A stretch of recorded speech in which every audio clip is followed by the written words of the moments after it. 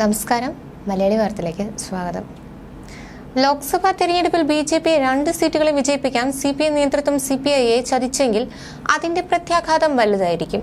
ബിനോയ് വിശ്വത്തിന് മുന്നിൽ M V Govindan ഉത്തരം പറയേണ്ട സാഹചര്യമാണ് വരാനിരിക്കുന്നത്.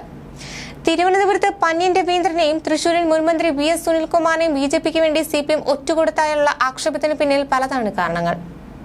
മാവേലിക്കരയിൽ കൊടിക്കുന്നിൽ സുരേഷിനോടുള്ള വോട്ടർമാരുടെ എതിർപ്പ് ഒരുപക്ഷെ സിപിഐയുടെ വിജയത്തിന് കാരണമായേക്കാം.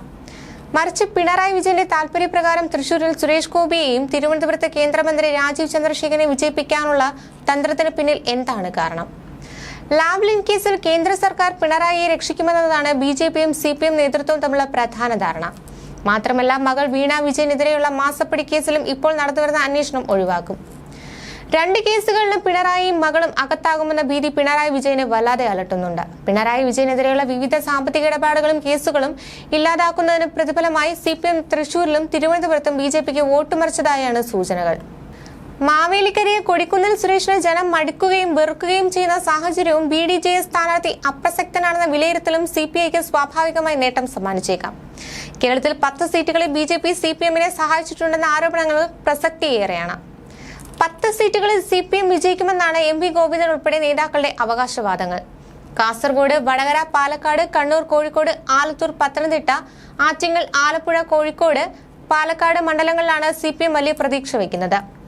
ഇതിനൊപ്പം തൃശൂരിലും മാവേലിക്കരയിലും സിപിഐ വിജയിക്കുമെന്ന പ്രഖ്യാപനം നടത്തി സിപിഐയെ കളിപ്പിക്കുന്ന നയമാണ് സംസ്ഥാന നേതൃത്വം സ്വീകരിച്ചിരിക്കുന്നത്.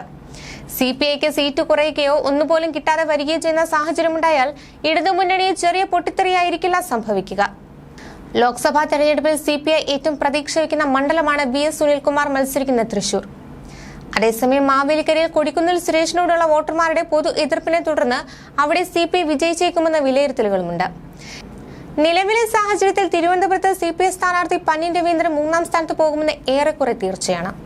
തിരുവനന്തപുരത്ത് സിപിഎം വോട്ടുകൾ 4 മണ്ഡലങ്ങളിൽ ബിജെപി സ്ഥാനാർത്ഥിക്ക് അനുകൂലമായി ലഭിച്ചിട്ടുണ്ടെന്നാണ് സൂചന. തൃശൂരിലും സിപിഐ സ്ഥാനാർത്ഥി സുനിൽകുമാർ 3ാം സ്ഥാനത്താണ് എത്തുന്നതെങ്കിൽ ചെറുതായിരിക്കില്ല ഇടതുമുന്നണിക്കുള്ളിൽ സംഭവിക്കാവുന്ന പ്രതിഷേധം. വല്യേച്ചൻ കൊച്ചേട്ടനെ വട്ടപൂജ്യമാക്കാൻ നടത്തുന്ന നീക്കം ഇനി സിപിഐ വച്ചുപേർപ്പിക്കില്ല.